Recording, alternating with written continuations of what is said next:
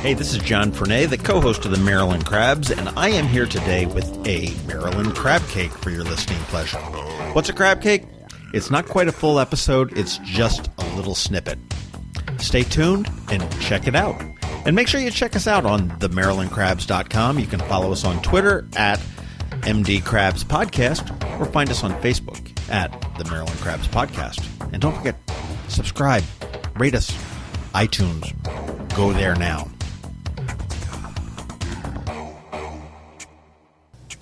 We are here up on the second floor of 200 West Street, which I would love to have an office up here. It's a great old building adjacent to Sailor Oyster Bar and right across the street, actually, from the Commons where we normally record a podcast. But we're with Kat Olbrich, who is the executive director. Is that your... It's Maryland and Delaware Area Director. The area director for the American Foundation for Suicide Prevention. And Dean DeCamera, who sits on the board of that, correct? I'm the co-chair of the Out of the Darkness Walk here in Annapolis. Okay. And the Out of the Darkness Walk is a walk to recognize, support... Raise awareness. It's really difficult to talk, but it's to support prevention of suicide. Yeah, so we walk to fight suicide, and we raise awareness for mental health and suicide prevention. And this is all happening on September 21st at the Navy Marine Corps Memorial Stadium.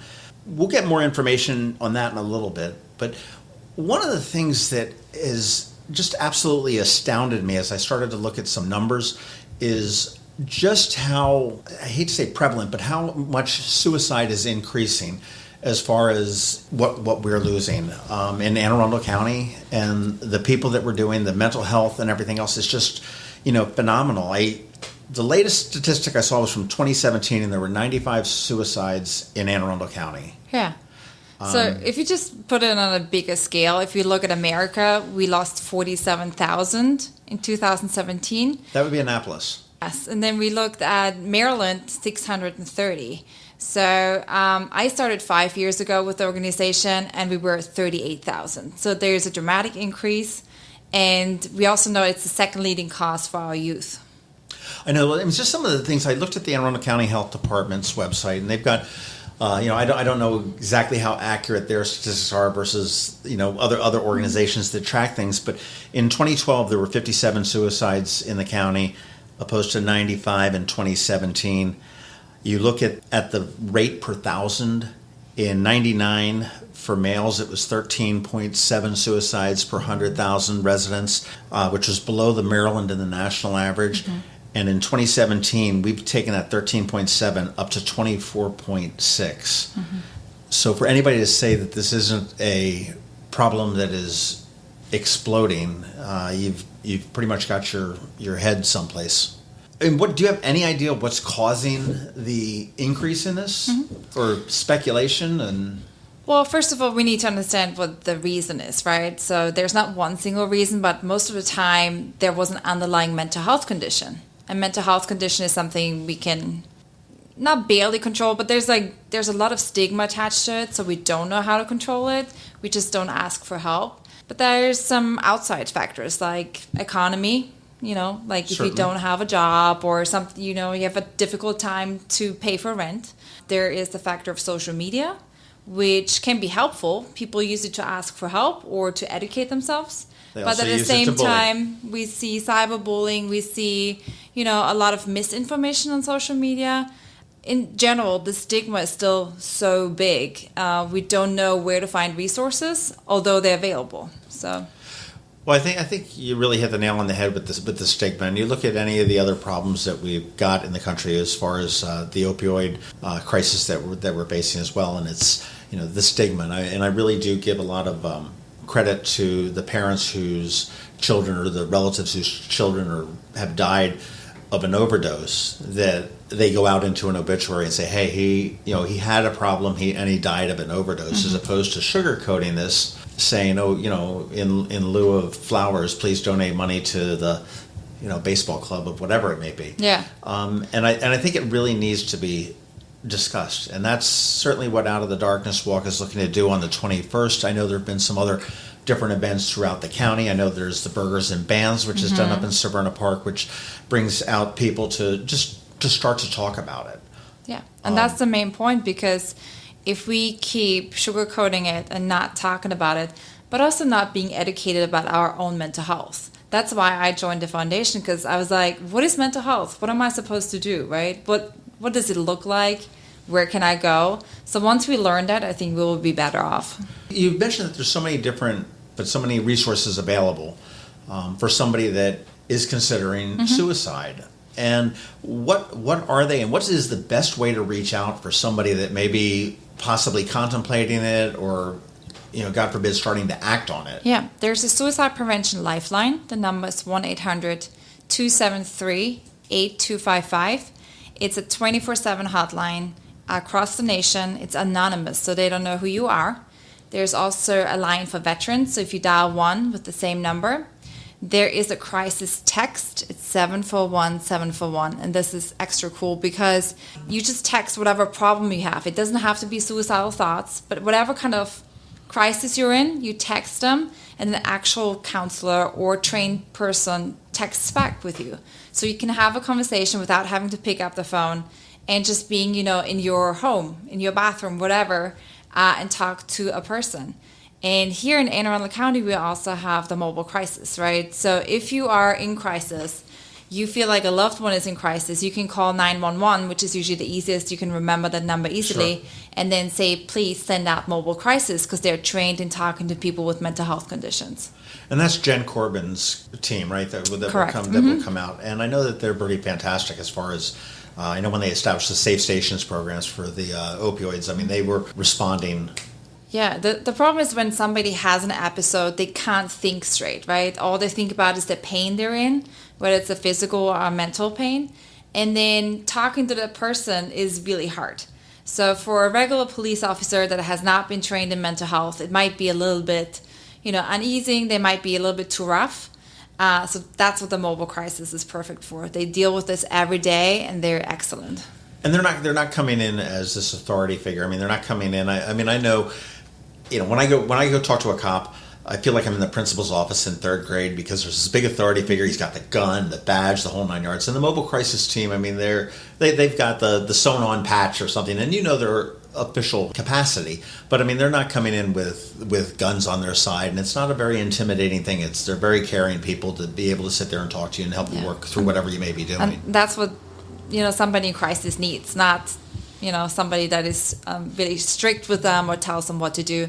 Because if you give them advice, they actually start withdrawing from you. I had a conversation with my girlfriend the other night saying that, I don't think that, there have been times when I've been depressed. Mm-hmm. I'm sad or I'm upset about something or other. But they're episodic, and it's over, and I'm, bounding down the street cluelessly like I normally do.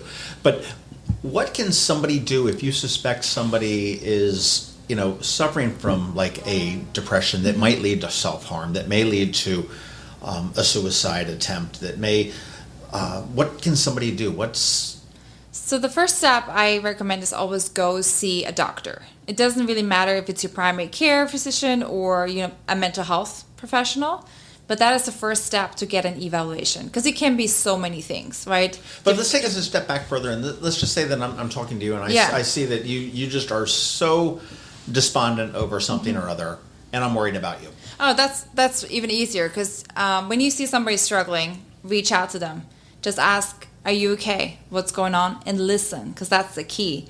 Often people who struggle have a really strange way to communicate, but they want to communicate something. So you just need to be there for them, listen, care for them, and offer any kind of support, whether it is then taking them to a mental health professional or a doctor.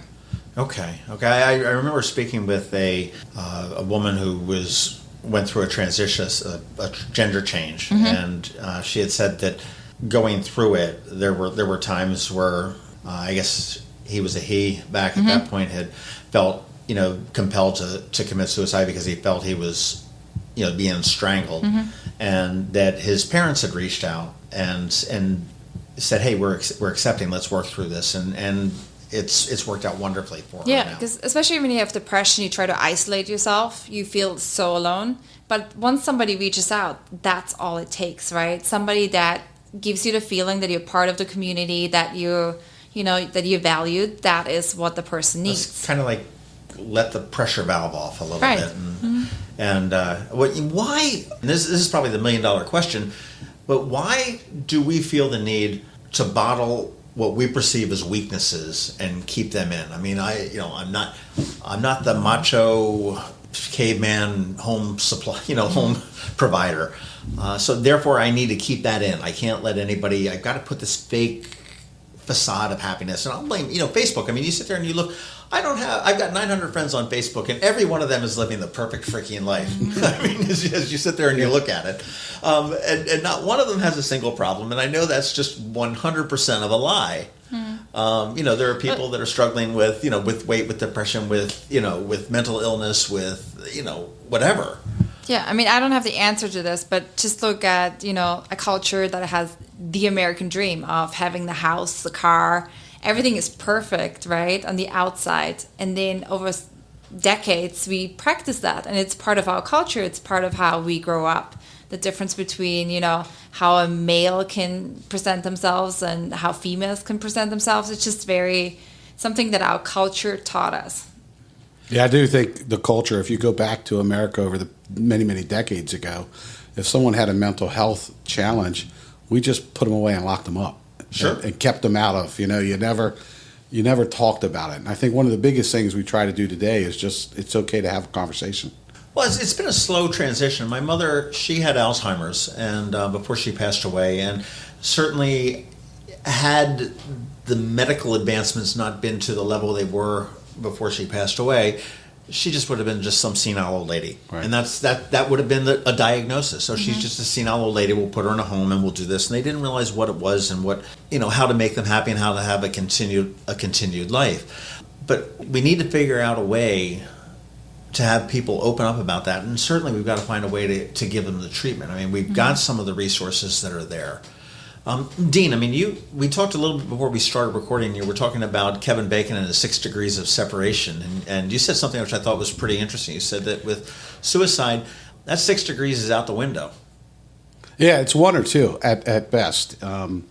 Certainly if whoever's out there listening, if you think about it and give it a minute of thought, I guarantee you know somebody who has struggled with mental health challenges, may have had suicidal ideology at time, and if you don't know them, then one other person that knows somebody, and that's about as far as it gets, which is pretty scary to think about.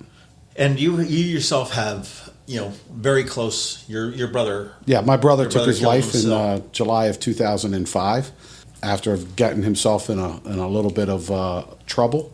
We learned some stuff about Louis after he passed that was a personal secret of his that he had kept to himself, which, when it became public, in his mind, it was something that he couldn't live with, which was a tragedy because in today's day and age, it's readily acceptable. He was in the fire department and, wasn't felt like it wasn't that acceptable in that type of an organization. So he took his own life. Well, I think there's, I would hope there's some hope about it. I mean, you look at, at different things that are not acceptable at one point and are acceptable as they move on. I mean, I remember back in the 50s, I mean, my parents were divorced in the 60s, and that was a little bit of a stigma there. Certainly beforehand, it was like, oh, you're a harlot or, whatever. I'm not sure what the term would have been if you were divorced in the 30s and the 40s. But that's, and it's very interesting that you say about the 1 degree, and I agree. I mean, obviously I know you, and I know the story with Louis, but I don't. I do know several other people whose either children or close relatives have taken their lives, and it's a hammer that goes through the community and the family. I mean, I'm certain that aside from the shock of the death of your brother, that that probably gave you a little bit of a dose of some mental anguish as well. Oh, absolutely, sure. Yep. That you live with forever. What could you have done? Could you? Right when my brother got into the situation that he got in, I knew right away what I was dealing with and what the likely outcome was if we didn't. In fact, that first night that I got the phone call, I called someone and said, get over to his house and get his guns. I'm on the way. And we did. We got there and we got the guns. And when he got home, the first thing he did was we went in and cleaned up and came back out. And he said, you already got him. And I said, oh, absolutely. And we had them all. And I had a person with him every single day for a month. And the first day that I didn't, he actually came to my house and took my gun. And I didn't know that until 2 months later, when I was putting something in a box and it was missing. And I went, oh my God, someone's broken into my house and taken my gun. And then I thought about it and I went, oh, let me wait a minute. So I called the police department, some guys that I had been officers with. I said, I need you to check to tell me what kind of gun this was, because I either got to report a stolen gun or I know where it is. Sure. And I knew where it was. I didn't know that. Yeah. So that's just something, there was whatever we tried to do or could have done in that moment, he would have figured it out. But there's been some blessings, if you will, because of my involvement with AFSP. I've saved 2 lives in the past 3 years. How? Two guys that I know, one who's a very, very close friend. We were able to intercept him at the Bay Bridge. He was going to jump off the Bay Bridge. His brothers called me. I was actually driving to D.C. with my family for our annual trip to the National Tree. We were able to turn around. I was able to get a hold of a police officer in Annapolis who was able to get on the phone with the Maryland Transportation Authority police and literally pulled his car over at the bridge. Wow. And he is alive today. And another... How's he doing? He still struggles, but he's still alive. And, he recognizes that, he's just got to continue to work on himself. He's recovering alcoholic, so he's working on that. And every day is still a day. So it's he's taking steps in the right direction. And the other guy, I got a call from some friends who said, I think he's in trouble. Somebody said they saw him at Quietwater, getting out of the car at Quietwaters Park, and he had his gun with him. And I sent a text to him right away. In fact, I was at a fundraiser for Panelitis at the time. Okay. And stepped out of the fundraiser to send a text to him, and I called him, and I said, hey, why don't you meet me at the smokehouse? I'll be there in 15 minutes. Just grab a beer. And he's like, okay. So I ran up to the smokehouse, and I met him in the parking lot. There was an off-duty Annapolis police officer working at Bay Ridge Wine and Spirits, and I walked over and I told him what was about to happen. I was going to have a conversation with a friend who I thought was suicidal, who might have had a firearm on him, and I'm going to try to convince him to go with me to the hospital. I said, but if not, I want you to take him. Right. So I confronted my friend, and we started having a conversation in the parking lot, and I asked him how he was doing, and he was in some significant stress. It was obvious, and the officer came over and asked, hey guys, everything okay? And we were able to convince him to go with me voluntarily, so I drove him to Anne Arundel Medical Center, and he was checked in voluntarily, and he is alive today. Kat, will somebody ask you, how are you? Are you doing okay? Mm-hmm. Are people inclined to answer that honestly, or are they inclined to, or does it depend? It depends on their level of pain, right? So often the first reaction is to maybe blow you off, because that stigma, like nobody cares about me, nobody, why would I bother? Why want to be a burden for somebody else, right? That's another issue. But keep asking. And be also, once you feel like there's something definitely serious going on, say, are you thinking about suicide? Using the word suicide does not plant the idea in their head. That's a myth. But it makes them realize, oh, you're serious about this. And I'm also a person that you can trust, right? I'm willing to talk about this topic by using the word suicide. These folks you're talking about are adults. Yeah. I mean, where are the suicide numbers falling? I mean, who's the most vulnerable? Is there a most vulnerable age, or is this, it doesn't make a difference? No, it doesn't make a difference. It doesn't make a difference what your skin color is, what your age is, what your gender is. The only thing is what we see is that there are higher numbers in suicides with white male aged 45 to 55. And that is because they are more likely to have access to firearms.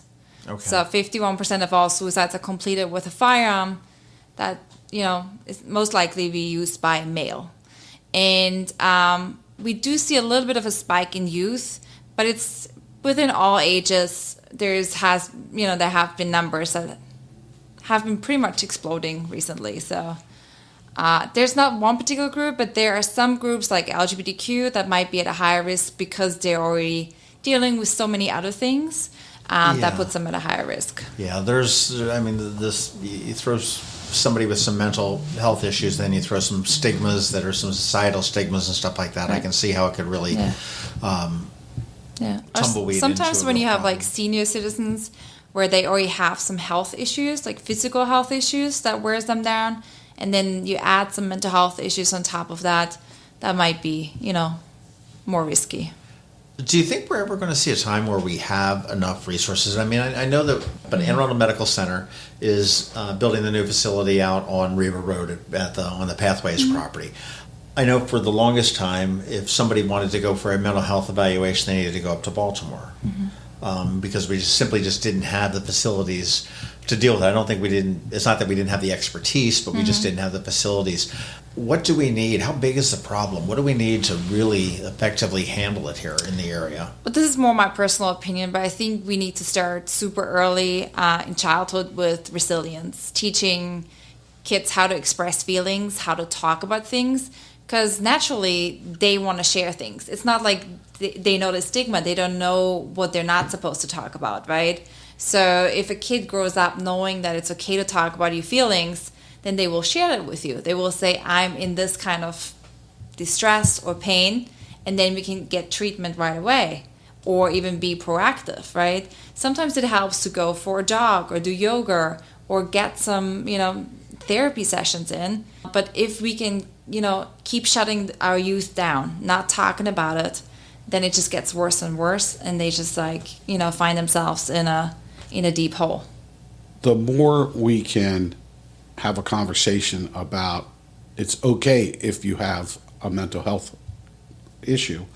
People that have an ACL tear don't hide that. People that have cancer aren't hiding that. Sure. It's an open conversation.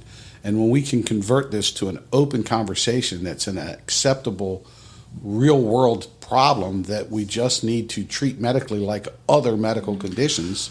Why is it that people keep that in? Is that because if I've got an ACL tear, I'm going to be limping around and you're going to see a scar on my knee, or if I've got some kind of cancer, there's a chance that I'm not going to have hair, and that's going to be an outward thing, and then a mental thing is inward that nobody can see? I think it goes back to what we chatted earlier about. It's the culture of our country, and it's not isolated to our country, but for forever, it's if you had something wrong with your head, we got to keep you away, and there's. People are embarrassed by it, or they feel like there's a stigma with it, or I can't get a job, or I can't do this if I've got a mental health problem. Or just if you compare it like breast cancer, right? So you're losing your breasts, and that was that's not something you want to go through or deal with. But also then having starlets or stars stepping up, being proactive, talking about it, having an open conversation about it, probably made other women more proactive, right? They went to see the doctor, or they did something to be proactive about it. And that's the same with mental health, learning how to be proactive. I just had my aha moment here in that when, you're talking about the ACL, but we've got these very complex bodies comprised of all sorts of, blood and vessels and organs and everything else, and the brain being one of them. And every one of them is susceptible to getting disease, injury, and so on and so forth. And, this is sort of my aha moment, in that it's, we're just talking about the brain. We're just, let's not talk about whether you're loopy or crazy or anything like this. This is an organ that helps you function, that just, there's something that's misfiring.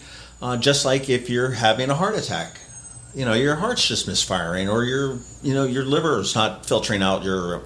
I'm going to challenge myself on my biology, the alcohol or something. But you're absolutely right. There should be no stigma on that. Yeah. This is just something that unfortunately has affected me. There is something wrong with my brain. We're going to try to figure it out. Figure out what the best thing to do is. But that's that's one of our major points. We want to just put a lot of money into research, figuring out what that is, because our knowledge is really basic still about our brain and suicide prevention. But I think the big key is just being able to talk about it and saying, this is what's wrong. can you find me treatment? Right. Now, here's something, and I don't know whether you can speak to this. I had heard that there are certain communities within Anne Arundel County that have a much higher incidence of suicide.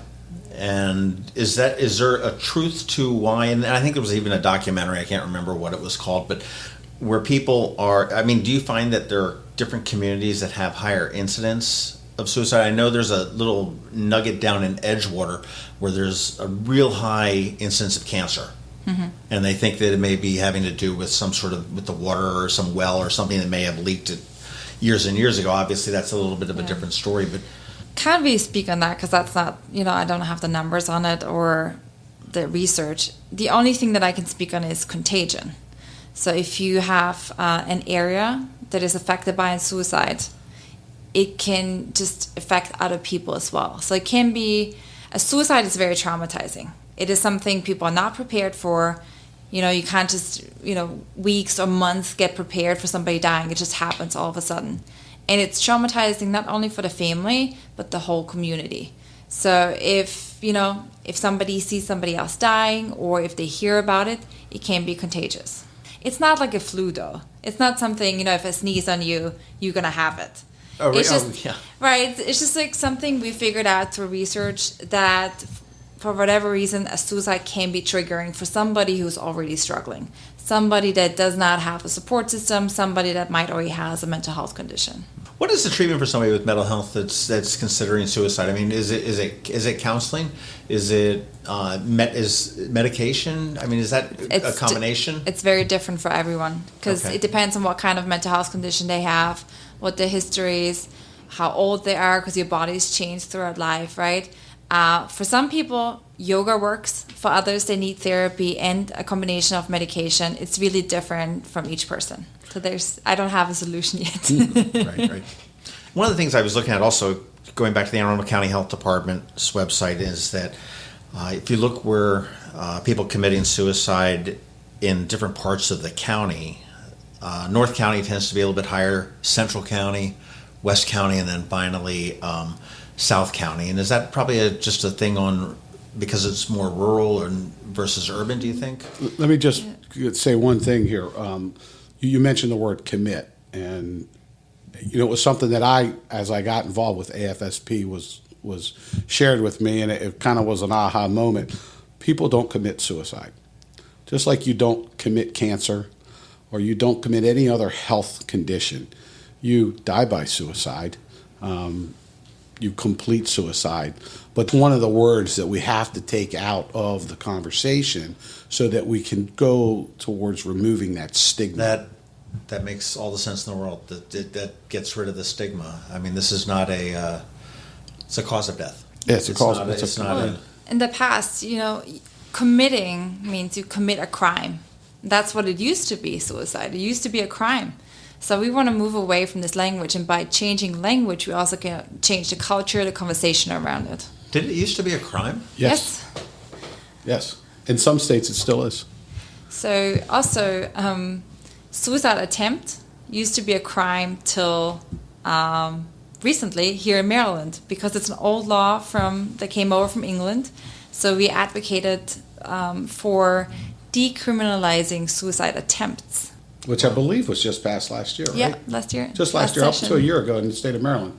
An attempt suicide was illegal. Wow. Who knew? What was, I mean, yeah. How do they enforce that? Or is that just some kind of crazy... Well, for some reason, it was then also being used as an excuse. So if somebody had a mental health condition, they attempted, and they didn't want to get treatment, then let's, incarcerate them, get them in the system, which is not the best system for mental health. That was just a way to help themselves to get other people help.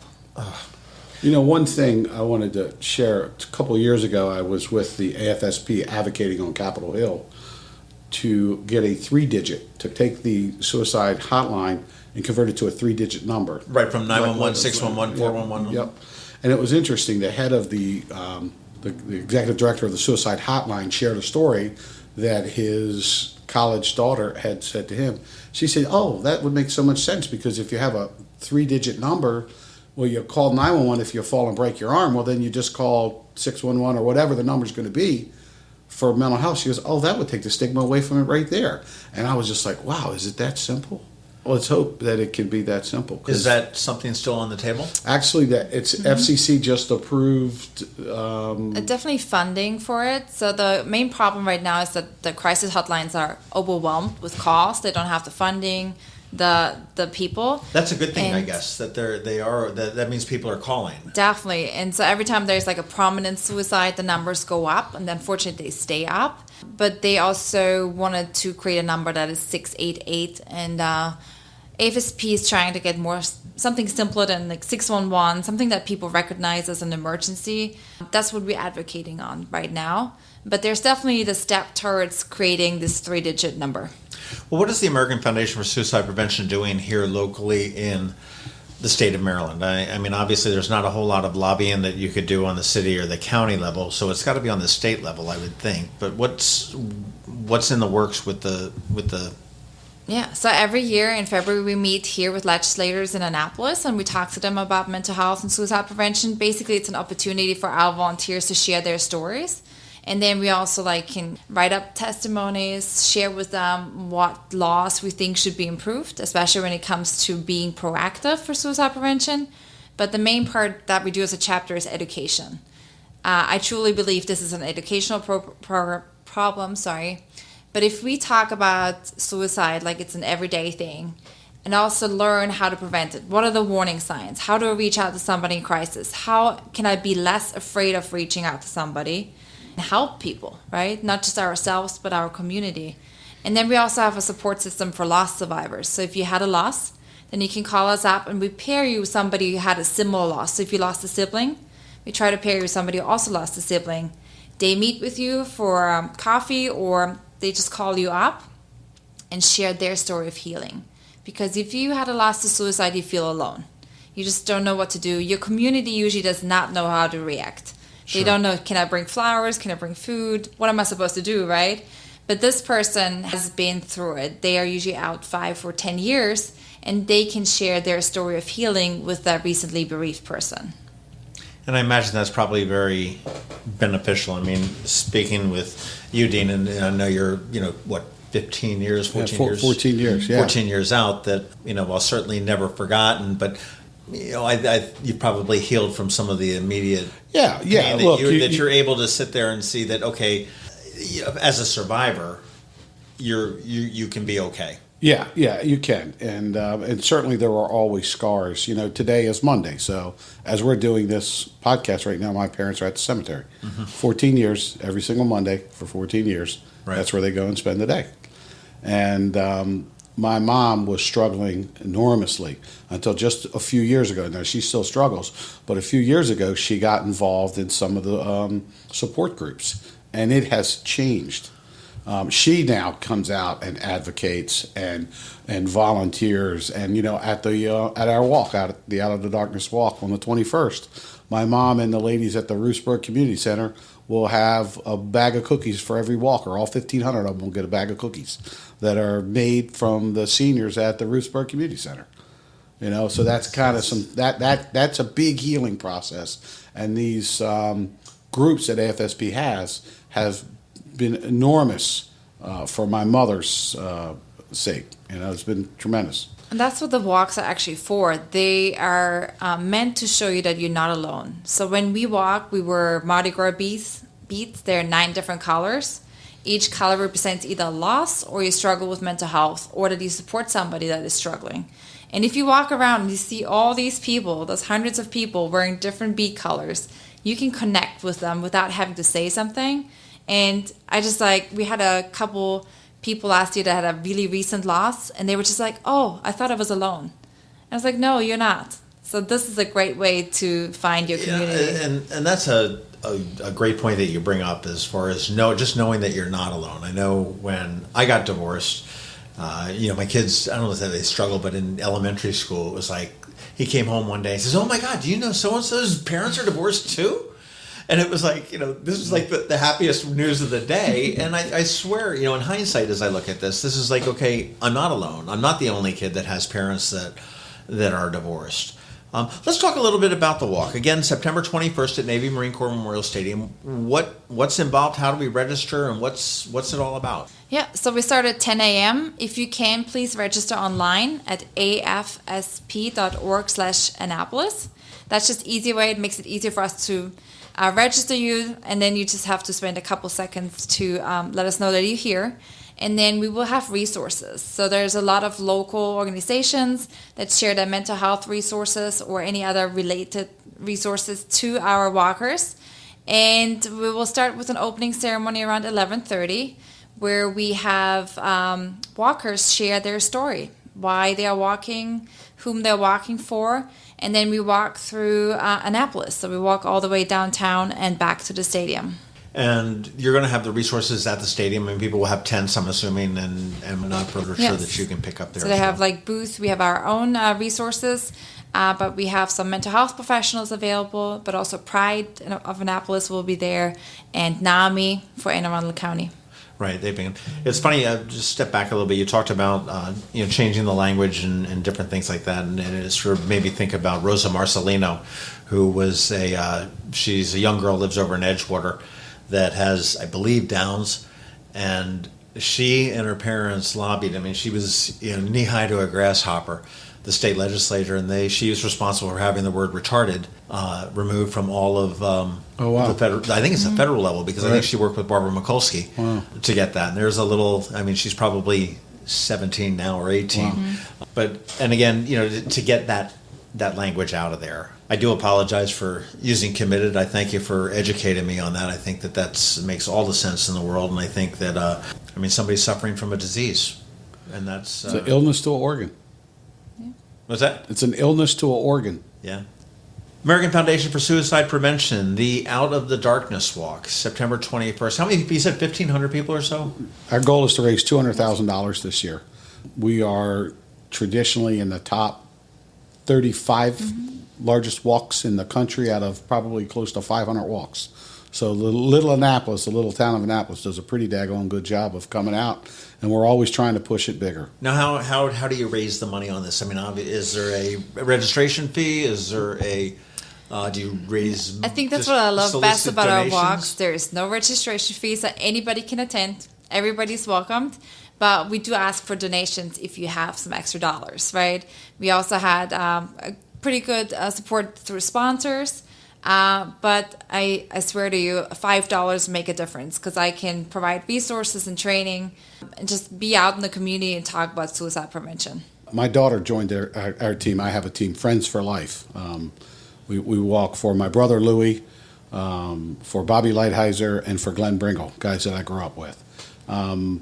And my daughter, who's a rising 8th grader at St. Anne's, has a capstone project, and she came to me this summer and said, "Dad, I want to do it on suicide and mental health." So a week ago, we set up her walk team under mine, and by the end of today, she will probably be at the $5,000 mark. We sent the page out through Facebook to the Facebook community, friends that I have, and said, Sophia's doing this for a capstone project. Hope you guys will support it. And so we started at a goal of $1,000. We've raised it to $2,500, and now to $5,000 by the end of today. She'll hit $5,000. Good on her. So everyone can create their own walk page, and you can write up your own story, share pictures on that about your loved one or whatever you're going through, and then you can raise online, but you also can bring donations on the day off. Fantastic.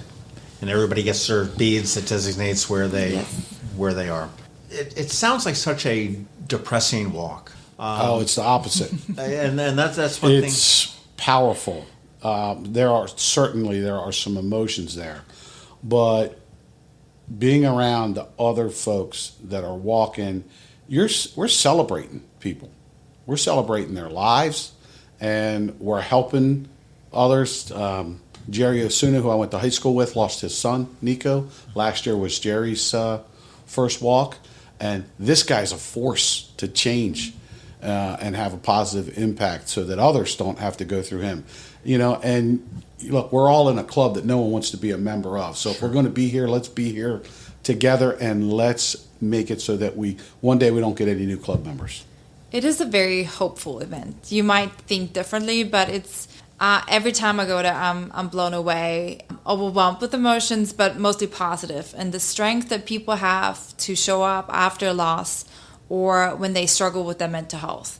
I know some of these people don't get out of bed when they have to go to work, but they definitely will show up at the walk because they know that's their community. Kat, if you had all of a sudden the legislature decided to bring you in and say, I've got $100 million to spend, where would you focus? If you had that type of money, where would you focus your Education. I would go primary schools, educating not just the kids, because they usually are aware of it, but the parents, making sure that they know what to do when their kid struggles, making sure that teachers feel comfortable reaching out to the student because they spend a lot of time with them, but they're often afraid to reach out. I would just really make sure that everybody's educated, knows the warning signs, knows how to reach out to somebody. That would be my goal. Is that where the reach out starts out in elementary school? So elementary school, we don't have a lot of research on that age, but that's where you can build resilience and build the vocabulary to say what's going on with me. How can I communicate that something might be off? And as parents, you can start preparing for that. The critical part is usually teenagers, where your hormones start to change and your life is getting a little bit different. So it's a horrible time for it. It is, but then also your mental health is changing, right? And that's where you can be proactive and just be more educated and have your support system around you. Number 2 cause of death for 10 to 14-year-olds is suicide. What's number 1? Car accidents? No, it's just random accidents. The car accidents is actually in third now. Yeah, so accidents. Yeah. 10 years old. I have a 13-year-old daughter, so it's like right in my. I look around at her class. I'm like, okay, is everyone talking? Scares the heck out of you. Wow. And sometimes, so mental health is something you can be born with, right? Somebody has depression their whole life, but often it's triggered by events or things that you go through, through life. So when your hormones change or you're switching from high school to college, that's a huge change. So just being more prepared, preparing our kids how to do this, that would be super helpful. Good advice. American Foundation for Suicide Prevention. You can find out more about the walk at afsp.org/Annapolis. Did I get that right? Correct. Mm-hmm. You can find out all the good work that they're doing at afsp.org. Just you've got the resources that are there. Certainly, Anne Arundel County is moving up on that. They're increasing the resources. I know the Denims and Diamonds, which has been the benefit for the Anne Arundel Medical Center for the last couple of years, has benefited mental health, which is tremendous that they also realize that that's where we need to focus. I actually just trained 5 staff members of the hospital to do our Talk Saves Lives presentation. That is an introduction to suicide prevention. So they will go out in the community, but also educate the hospital staff in how to be more aware about suicide prevention. I think just awareness is in any number of things. And I remember a couple of years ago, the Anne Arundel County Police encountered a gentleman in Edgewater that had a mental problem. He wasn't suicidal, but he just had some mental problems, and he was interfering and whatnot. And it turned into this whole arrest thing and whatnot. I remember the chief at the time, really put everybody through this. You need to recognize this when you're confronted with it, mm-hmm. as opposed to just sitting there saying, okay, I'm the big bad cop, I'm going to arrest you. And I think that as we recognize the signs of somebody struggling, and I think if anybody gets anything out of this, what you said, Kat, was just, are you okay? Yeah. That's all it can takes. I help you? Yeah. And one of the things that AFSP has, as Kat mentioned, is the Talk Saves Lives. We'll go do that for anybody. If you have a church group, if you have a little league group, if you just want it for your neighbor, your quilting club, whatever. That's one of the things that the monies that we raise at the Out of Darkness Walk will go to support those training and that outreach. No, it's really important to us because 83 cents of every dollar go to suicide prevention. And that is so important. Just making sure that we really invest in this education and the support for our loss survivors. Well, that's a cause I can get behind. I can't stand these ones where you donate $1 and you find out that a quarter went to the program. I'd rather give a basketball to the YMCA. I found out about this organization. I was having coffee downtown like I always do, and there was a card on the table about the walk, and I started looking at it, and then I went and pulled it up online and did a little bit of research.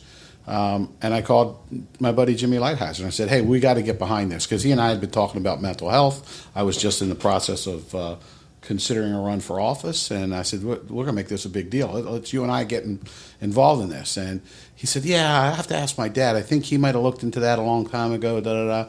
He said, I don't know. So many of these charities, they don't do a great job. And I said, Jimmy, the 83 cents of every dollar goes to what they're supposed to be doing. Their admin costs are 17 cents. That to me is good. We have a 4-star Charity Navigator rating, which is the bellwether, the top of the heap, and the AFSP is doing it right. Well, without a doubt, I encourage everybody that's listening, support the walk, Out of the Darkness Walk, September 21st, Navy Marine Corps Memorial Stadium. Register in advance. It makes it a lot easier. You can register, I guess, the day of, right? You can walk up. Yes, you can. 2,000 people is your goal? Let's get there. Okay. afsp.org/Annapolis. Kat Olbrich, who is the area director. I didn't screw that up this time. Perfect. And Dean DeCamera, who is the chairman of the walk. Is that right? Yes, sir. Thank you very much for your time. I do apologize for my ignorance in my verbiage, and I appreciate you correcting me. And I think that's a very important point that you brought up. Thanks for giving us a voice. Yeah, for your help and interest, it's been fantastic. Appreciate it. This has been the Maryland Crabs podcast with Tim Hamilton and John Fernay. Sure to follow them at all the regular places: Facebook, Twitter, YouTube, and online at themarylandcrabs.com. Take a moment to rate us on iTunes. Now, get the hell out of my kitchen. Seriously, go! You're still here? It's over. Go home.